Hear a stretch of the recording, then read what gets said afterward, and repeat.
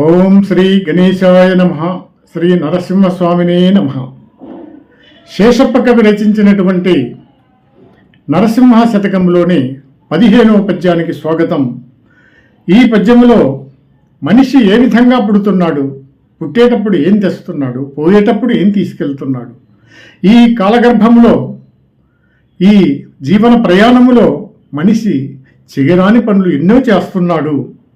వాటన్నిటినీ తెలియజేస్తున్నటువంటి ఈ పద్యం.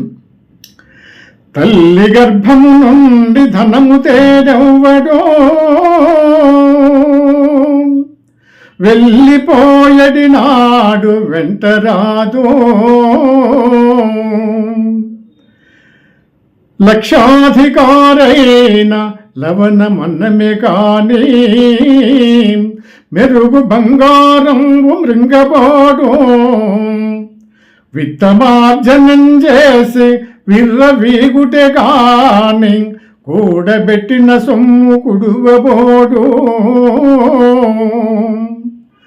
పుందుగా మరుగైన భూమి లోపల పెట్టి దాన ధర్మము లేక దాచి దాచి తుదకు దొంగలకిత్తురో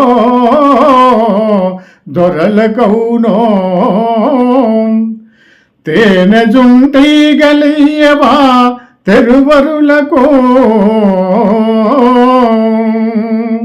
భూషణ వికాస శ్రీధర్మపుర నివాసం దుష్ట సంహారా నరసింహ దురిత దూరా. పుట్టినప్పుడు ధనము తేడప్పుడు, మరణించినప్పుడు కూడా ఆ ధనము తన వెంట రాదు. లక్షాధికారైనా తినేది ఉప్పు అన్నమే కానీ బంగారాన్ని తినడు. అటువంటి డబ్బు సంపాదించి పొగరు పెంచుకొనుటే కానీ దాచిన సొమ్మును అనుభవించడు. దాచి దాచి దొంగలకే ఇస్తాడు, లేక దొరల పాలే చేస్తాడు ఏమో. కష్టించి సంపాదించి దాచిన తేనెను తేనెటీగలు బాటసారులకు ఇస్తుండవా? అట్లాగే జై శ్రీ నరసింహస్వామినే నమః.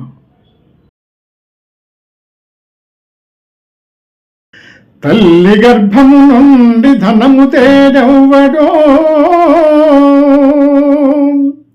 వెళ్ళిపోయడి నాడు వెంటరాదో, లక్షాధికారైన లవణమన్నమే కాని మెరుగు బంగారంబు మృంగబోడు, విత్తమార్జనం చేసి విర్రవీగుటే గాని కూడబెట్టిన సొమ్ము కుడువబోడు, పుందుగా మరుగైన భూమి లోపల పెట్టి దాన ధర్మము లేక దాచి దాచి తుదకు దొంగలకిత్తురో దొరలకౌనో, తేనె జుంటి గలియవా తెరువరులకు భూషణ వికాస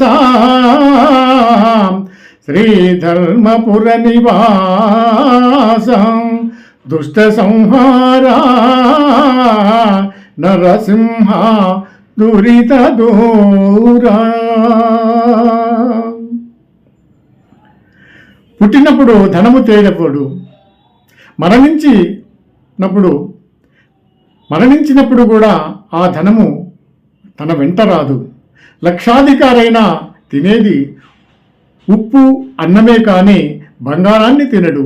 అటువంటి డబ్బు సంపాదించి పొగరు పెంచుకొనుటే కానీ దాచిన సొమ్మును అనుభవించడు. దాచి దాచి దొంగలకే ఇస్తాడు, లేక దొరల పాలే చేస్తాడు ఏమో. కష్టించి సంపాదించి దాచిన తేనెను తేనెటీగలు బాటసారులకు ఇస్తుండవా? అట్లాగే జై శ్రీ నరసింహస్వామినే నమః.